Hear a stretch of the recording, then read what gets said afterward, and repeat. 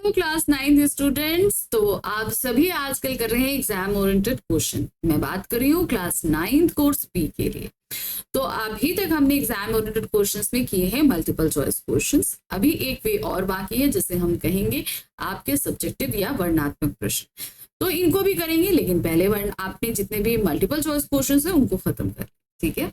तो जैसा कि आप देख रहे हैं कि अभी तक हमने गद्यखंड अपना कंप्लीट कर लिया, 5 चैप्टर हमारे कंप्लीट हो चुके हैं। हमने काव्यखंड का भी फर्स्ट चैप्टर अपना मल्टीपल चॉइस क्वेश्चंस का कर लिया। अब हम आए हैं काव्यखंड के सेकंड चैप्टर और हमारे बुक का 7वां अध्याय है रहीम के दोहे। अब ये रहीम जी के दोहे तो बहुत सारे हैं, यहाँ पर हम करीबन 5 दोहों को लेकर आए हैं। उन पर आधारित 5-5 बहुविकल्पीय प्रश्न करेंगे और फिर उसके बाद हम क्या करेंगे, संपूर्ण पाठ आधारित कुछ प्रश्न। क्योंकि भाई देखिए प्रश्न तो बहुत सारे बनते हैं, तो कुछ एक्स्ट्रा प्रश्न कर लेना भी अच्छा है ना, तो वो हम कर लेंगे, ठीक है। तो शुरू करें। तो आज हम कर रहे हैं क्लास 9 हिंदी कोर्स बी की हमारी बुक है स्पर्श भाग 1 और इसके काव्यखंड का दूसरा अध्याय है रहीम के दोहे। तो यहाँ पर जैसे मैंने बताया कि मल्टीपल चॉइस क्वेश्चन है, तो यहाँ पर दोहे हैं आपके पास में 5, इनको देखिए, ठीक है। तो सबसे पहला दोहा आ रहा है, रहीमन धागा प्रेम का मत तोड़ो चटकाए, टूटे से फिर ना मिले मिले गांठ भर जाए। यानी कि प्रेम या विश्वास या दोस्ती, ये जो धागे होते हैं, ये जो रिश्ते होते हैं, ये बहुत ही जो है अपने आप में मजबूत होते हैं, लेकिन इसमें हमेशा हमको विश्वास बनाकर रखना चाहिए। अविश्वास जैसी या क्या कहते हैं, हम उसमें अविश्वास करें या धोखा करें, ऐसी गुंजाइश इन रिश्तों में नहीं होती। अगर हम इनके साथ ऐसा कुछ करते हैं तो ये रिश्ते टूट जाते हैं। और मान लो अगर टूटने के बाद हम इन्हें फिर से एक करना चाहें तो मन में वो एक गांठ रह ही जाती, ठीक है ना, कि नहीं हाँ उस व्यक्ति ने कभी मेरे साथ ऐसा किया था। हमारे बीच में वो पहली जैसी जो समरसता होती है वो नहीं आ पाती, ठीक है। तो रहीमन धागा, रहीम जी कहते हैं कि प्रेम रूपी धागे को, प्रेम यहाँ पर सिर्फ ये नहीं है, दोस्ती है, परिवार के रिश्ते हैं, प्रेम है, ये सारे ही रिश्ते विश्वास पर टिके होते हैं। तो इनमें कभी भी धोखा या अविश्वास जैसी बात नहीं करनी चाहिए, क्योंकि ये रिश्ते बहुत कोमल होते हैं, ये टूट जाते हैं और टूटने पर ये एक तो मिलते नहीं, और अगर मिल भी जाए तो एक मैल, एक दरार जो है उस रिश्ते में बनी रह जाती है। अब इस पर 5 प्रश्न है। पहला प्रश्न देखिए क्या है, रहीम ने प्रेम के बंधन की ही किससे तुलना करी है, तार से, धागे से, डोरी से या सूत से। दोनों ने किससे की है, जाहिर सी बात है धागे से करी है, धागे से करी है ना। तो यहाँ पर सही ऑप्शन आपका नंबर 2 है। कौन सा है, नंबर 2, धागे से।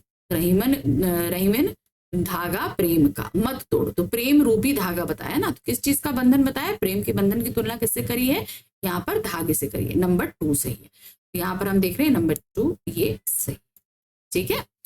अब इसके बाद हम बढ़ेंगे सेकेंड नेक्स्ट पे। नेक्स्ट क्वेश्चन हमारे पास में क्या है, इसे देखिए, एक बार प्रेम संबंध टूटने पर क्या होता है। अगर मान लीजिए प्रेम संबंध टूट जाए तो क्या होगा, रिश्ते मधुर हो जाते हैं, नहीं। फिर पहले जैसे रिश्ते नहीं रहते, बिल्कुल सही है। रिश्ते कटु हो जाते हैं, रिश्ते पहले जैसे हो जाते हैं, नहीं, रिश्ते पहले जैसे नहीं रहते, ठीक है, ये सही। नेक्स्ट आते हैं, गांठ पड़ना मुहावरे का क्या अर्थ है। गांठ पड़ना, इस मुहावरे का अर्थ क्या है, मन का मजबूत होना, मन का स्वार्थी होना, मन में भेद आ जाना या मन में प्रेम बढ़ना। तो क्या होता है, गांठ पड़ने मुहावरे का अर्थ होता है मन में भेद आ जाना, मतलब वो पहली जैसी बात नहीं रह जाती। जैसे हम ना एक व्यक्ति पर जो है ना आंख बंद करके बात विश्वास कर लेते हैं, वो सारी चीजें, तो वो पहले जैसी बात नहीं हो जाती, मतलब उनमें वो भेद आ जाता है, ठीक है। नेक्स्ट आते हैं, प्रेम के संबंधों को किस प्रकार निभाना चाहिए। किस तरह निभाना चाहिए, तटस्थता के साथ, झूठ बोलकर, बहुत सावधानी से या सच बोलकर। तो सही क्या है, बहुत सावधानी से निपटाना चाहिए, क्योंकि ये रिश्ते बहुत ही नाजुक होते हैं। कथन और कारण आधारित प्रश्न। कथन है, प्रेम का धागा क्यों नहीं तोड़ना चाहिए, क्योंकि एक बार धागा टूट जाने पर उसे जोड़ना आसान नहीं होता। तो क्या है, कथन भी सही है, कारण भी सही है। तो क्या कथन ए और कारण आर दोनों सही है, तो नंबर। चलिए अब हम आगे दूसरे पद पर, क्या दिया गया है दूसरा दोहा, रहीमन निज मन की व्यथा मन ही राख्यो गोए, सुनही अठलही लोग सब बांटी न लय हैं कौन। तो रहीम जी क्या कहते हैं, अगर आपकी अपनी कोई दुख है, तकलीफ है, कोई प्रॉब्लम्स है, तो इस तकलीफ को आपको अपने मन में ही रखना चाहिए। क्या है ना, मन ही राख्यो गोय, यानी कि ऐसी कोई तकलीफ है, कोई दुख है, कोई तकलीफ है, कुछ भी है, इसे आपको हमेशा अपने पास रखना चाहिए। क्योंकि अगर आप दूसरों को बताओगे तो दूसरे सुनहे अठलइये सब लोग, यानी कि दूसरे लोग सुनकर उसे उपहास उठाएंगे। बांट न लोहे कोई, आपके दुख को कोई भी बांटेगा नहीं, सुनकर मनोरंजन करेंगे, हास परिहास करेंगे। इसीलिए अपने दुख और तकलीफों को दूसरों को नहीं बताना चाहिए। ठीक, चलिए अब इस पर 5 प्रश्न। पहला प्रश्न है, व्यक्ति को अपने मन के दुख को कहां तक सीमित रखना चाहिए? अपने मन में ही सीमित रखना चाहिए, है ना, अपने घनिष्ठ मित्र तक, अपने माता पिता से, अपने तक या अपने गुरु को। तो यहाँ पर आप देख रहे हो नंबर 3 वाला सही है, ऑप्शन आई है, केवल तीसरा सही है, तो हम यहाँ पर गा में मार्क करें। नेक्स्ट आते हैं, हमें अपना दुख दूसरों के सामने व्यक्त क्यों नहीं करना चाहिए? क्योंकि कोई बांटेगा नहीं, उसको सुनकर उपहास करेगा, मजाक उड़ाएगा, है ना, क्योंकि लोग मजाक उड़ाते हैं, क्योंकि दुख स्वयं को भोगना है, क्योंकि दूसरे हमारी सहायता करते हैं, क्योंकि दूसरे स्वयं दुखी हैं। तो सही क्या है? क्योंकि लोग मजाक उड़ाते हैं, इसलिए अपने दुख को अपने पास ही रखना चाहिए। व्यक्ति क्या सोचकर अपनी व्यथा दूसरों को सुनाता है कि भाई मेरे दुख को कोई बांट लेगा, कम कर लेगा, है ना, अपना दुख बढ़ जाएगा, अपना दुख कम हो जाएगा, लोग उसकी सहायता करेंगे, लोग उसे सुख प्रदान करेंगे। तो क्या सोचकर सुनाता है कि भाई उसका दुख कम हो जाएगा, यानी कि हम दूसरे को सुनाएंगे तो मेरा दुख कम हो जाएगा, यही सोचकर हम दूसरे को अपना दुख सुना देते हैं। लोग आपस में क्या बांटना पसंद नहीं करते? दूसरे का दुख बांटना। सुख बांटने के लिए बहुत सारे लोग आ जाएंगे, लेकिन दुख बांटना कोई पसंद नहीं करता, है ना। तो सही क्या है? दुख को बांटना पसंद नहीं करते। अब कथन और कारण आधारित प्रश्न। कथन क्या है? सुनहे अठलय हैं लोग सब पंक्ति का आश्रय क्या है? लोग दूसरों का दुख सुनकर केवल मजाक उड़ाते हैं। बिल्कुल सही है, कथन भी सही है और कारण भी सही है। तो आप यहां देख रहे हैं कथन ए और कारण आर दोनों सही है, तो यहां पर हमारा ये गा ऑप्शन सही। चलिए अब हम आ गए तीसरे दोहे पर। यहाँ क्या दिया गया है? धनी रहीम जल पंक को लघु जिए पियत अघाए, उधदी बढ़ाई कौन है जगत पियाओ जाए। तो अब यहाँ पर क्या कह रहे हैं कि कीचड़ से भरा जो पानी होता है, कीचड़ से भरा जो पानी होता है ना, वो ज्यादा धनवान होता है। क्यों? क्योंकि उसमें बहुत सारे छोटे मोटे कीड़े जंतु सब अपने जीवन में पलते हैं। ठीक है, गंदा है लेकिन वो बहुत सारे जीवों को अपने अंदर पाल रहा है, बहुतों की प्यास को बुझा सकता है। लेकिन इतना बड़ा समुद्र होकर उसका होना बेकार है, क्योंकि उसका पानी कोई पी ही नहीं सकता है ना। पानी कोई हम पी सकते हैं, नमकीन पानी तो हम नहीं पी सकते। वही तो कह रहे हैं कि भाई वो छोटा है लेकिन गंदा है, लेकिन वो बहुत अच्छा है, कम से कम उसमें 4 जीवों की जिंदगी बच सकती है, जीवन चल रहा है। लेकिन इतना बड़ा समुद्र होने के बाद भी वो किसी की प्यास को बुझा नहीं सकता। ठीक है, ये बात बताइए। इसके मतलब ये है कि भाई आपको उपयोगी बनना है, बड़ा नहीं बनना है। आप ऐसा बनो कि जो दूसरों के काम आ सके। बहुत बड़ा बनने के बाद आप किसी के काम ना आए तो आपका होना बेकार है। अब इस पर पहला प्रश्न देखिए क्या है? कवि ने किसके जल को धन्य कहा है? उन्होंने पंख अर्थात कीचड़ के जल को जो है धन्य कहा है। तो सही क्या है? कीचड़। नेक्स्ट आते हैं, कवि के अनुसार कीचड़ का जल किस काम आता है? छोटे जीवों की प्यास बुझाने के। बिल्कुल सही। कमल के खिलने के, मनुष्य को गंदा करने के, घृणा करने के लिए नहीं। तो कवि के अनुसार छोटे जीवों की प्यास बुझाने के लिए ये कीचड़ का पानी काम में आता। संसार के प्राणियों की प्यास कौन नहीं बुझा पाता है? कौन नहीं? सागर नहीं बुझा पाता है, समुद्र। तो यहाँ पर क्या है? समुद्र का जल लोगों की प्यास नहीं बुझा पाता। दूसरा सही है। तो नीचे आइए, केवल दूसरा सही है, तो खा पर हम सही। संसार के प्राणी समुद्र के पास जाकर भी प्यासे क्यों रह जाते हैं? क्योंकि उसका पानी पीने योग्य नहीं है, क्योंकि वो खारा पानी यानी कि नमकीन पानी होता है। उसकी विशालता के कारण, उसके लहराते जल के कारण, उसके जल से प्यास ना बुझाने के कारण, उसकी महानता के कारण। तो क्या है? प्यासे क्यों रह जाते हैं? क्योंकि उसके जल में प्यास नहीं बुझती है, कोई पी ही नहीं सकता है उसके पानी को। कथन कारण आधारित प्रश्न है, एक साथ कई कार्य करने से क्या होता है? कोई कार्य पूरा नहीं होता, बिल्कुल सही है। तो कथन और कारण दोनों सही है, तो कथन ए और कारण आर दोनों सही है। चलिए यहां पर देखते हैं क्या है। रहीमन देख बड़न को लघु न दीजिए डारी, जहां काम आवे सुई कहा करे तरवारी। तो क्या कह रहे हैं, रहीम जी कहते हैं बड़े धनवान लोगों को देखकर छोटे लोगों की उपेक्षा नहीं करनी चाहिए। जैसे होता है ना, हम लोग बहुत किसी पार्टी में गए, बहुत अमीर लोग हैं तो हम तो उनको बड़े अच्छे से बोल रहे हैं हाय हेलो, लेकिन जो लोग ज्यादा अमीर नहीं है, गरीब है, उनको देखकर हम उनको कोई तवज्जो नहीं देते, हाय हेलो भी नहीं करना चाहते, नमस्ते कर कोई बात तक नहीं करना चाहते। तो वही कह रहे हैं बड़े लोगों यानी धनवान लोगों को देखकर छोटे लोगों की उपेक्षा नहीं करनी चाहिए। क्यों? क्योंकि जहां पर वो छोटे लोग काम आ सकते हैं वहां पे बड़े लोग हमें काम नहीं आ सकते। अब इसका उदाहरण देते हुए क्या कहते हैं, जहां पर काम आए सुई, सुई क्या करती है, दो कपड़ों को जोड़ने का काम करती है। वहां पर तलवार का कोई काम ही नहीं, क्योंकि तलवार तो काटने का काम करती है ना। जहां पर सुई की उपयोगिता है वहां पर सुई ही काम आएगी। तो इसीलिए बड़े लोगों को देखकर हमें छोटे लोगों की उपेक्षा नहीं करनी चाहिए। ठीक, तो बड़े का तात्पर्य यहाँ धनवान लोगों से। अब इस पर 5 प्रश्न देखिए क्या दिए गए हैं। बड़ी चीज को देखकर किसी छोटी चीज की उपेक्षा नहीं करने का क्या अर्थ है? केवल छोटी चीज ही काम की होती है, बड़ी चीज का महत्व सब जगह होता है, हर चीज का अपना महत्व होता है, छोटी चीज कम काम की होती है। तो सही क्या है, हर चीज का अपना महत्व होता है, क्योंकि भाई जहां छोटी चीज आती है वहां बड़ा काम नहीं आ सकता, और जहां बड़ी का काम होता है वहां छोटा काम नहीं आ सकता। मतलब हर चीज की अपनी एक प्लेस होती है, अपने काम करने की जगह होती है। कवि के अनुसार सुई के स्थान पर क्या काम नहीं आता? तलवार काम नहीं आती। सही ना, तो हम यहाँ पर लगाएंगे नंबर 4। नेक्स्ट आते, प्रस्तुत दोहे में सुई किसका प्रतीक है?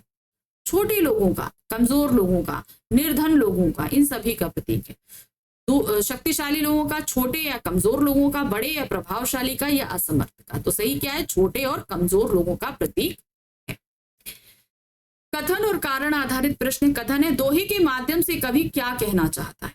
सभी का अपना अपना महत्व है, कोई दूसरे का स्थान नहीं ले सकता, और बड़े को देखकर छोटे की उपेक्षा नहीं करनी चाहिए। बिल्कुल सही है, जो कथन है उसको कारण सही तरीके से एक्सप्लेन कर रहा है। कथन और कारण दोनों सही है, तो कथन ए और कारण आर दोनों सही है, नंबर 4 पे।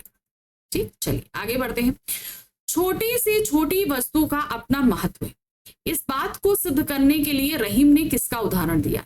सुई और तलवार का उदाहरण दिया है ना। तो यहां पर देख रहे हैं, समुद्र, मछली, सुई, धागे, कमल और कीचड़, सुई और तलवार, यानी कि नंबर 4 यहां पर हमारा सही है। तो यहां आइए, केवल 4 सही है, तो घा वाले में हम मार्क करेंगे। चलिए अब 5वां दोहा आ गया हमारे पास। क्या है?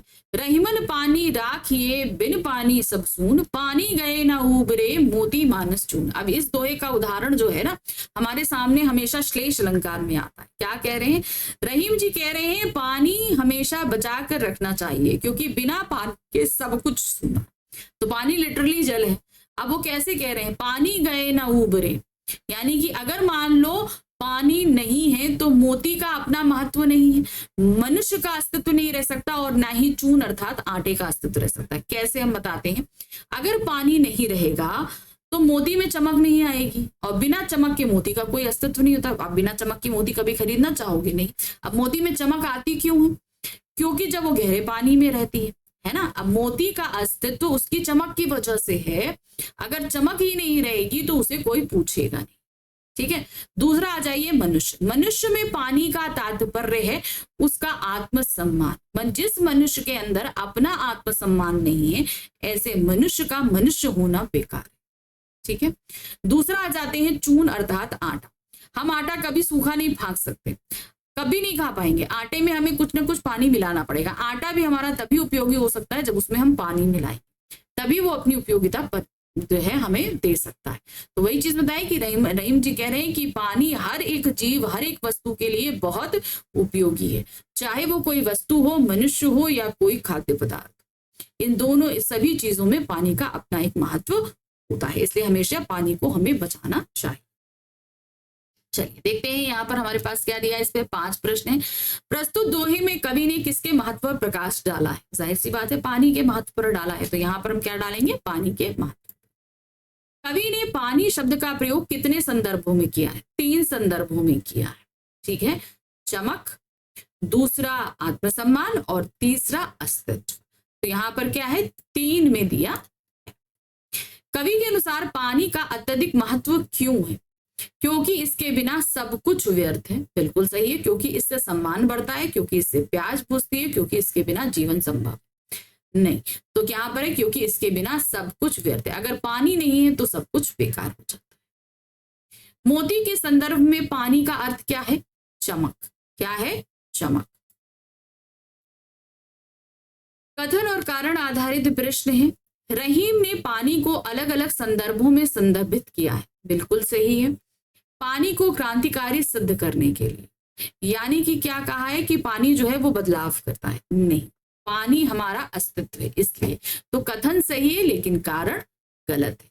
तो कथन ए सही है लेकिन कारण आर इसकी गलत व्याख्या कर रहा है, तो हम घा पे मार्क करें।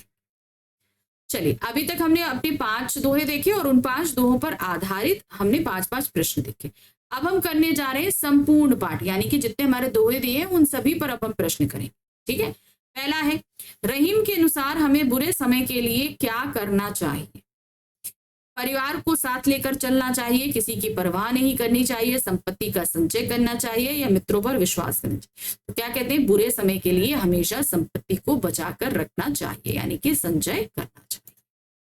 नेक्स्ट आते हैं, पानी गए ना उबरे मोती मानस चूर्ण। पंक्ति में कौन सा अलंकार है? मैंने बताया था ना, इसमें कौन सा अलंकार है? श्लेष अलंकार।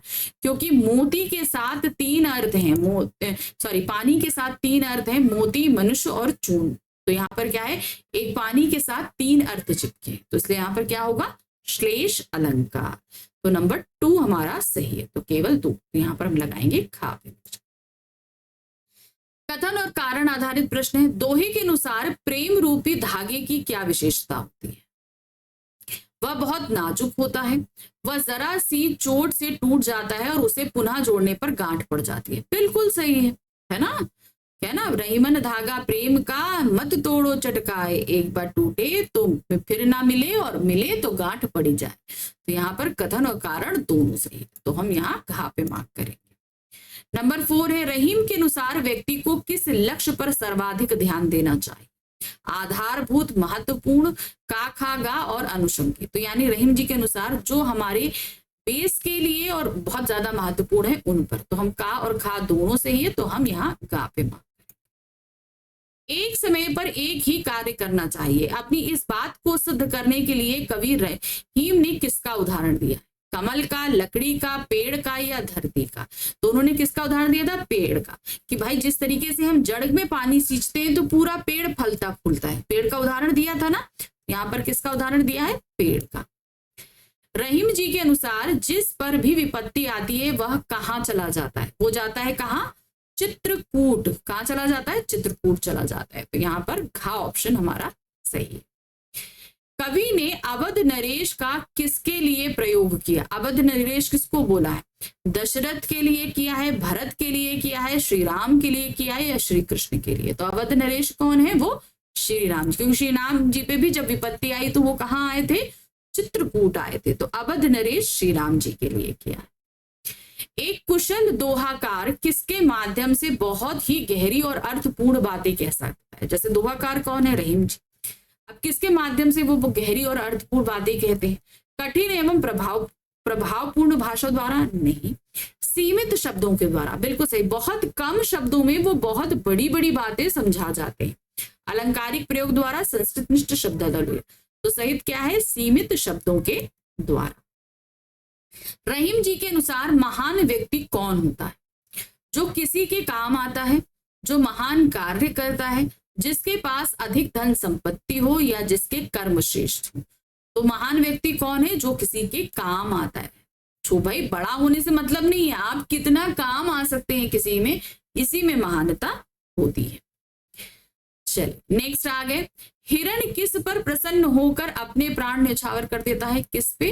कोई एक नाद यानी कि बहुत अच्छी अगर उसको क्या कहते हैं सुर भी सुनाई देता है तो उसको सुनकर वो अपनी प्राण न्यौछावर कर देता है। ये बात बताई गई थी। तो क्या है? नाद की आवाज पर, मनुष्य के उपकार पर, प्रकृति की सुंदरता पर, सहयोगी के सानिध्य पर। तो सही क्या है? नाद की आवाज पर वो अपने प्राण न्यौछावर कर देता है।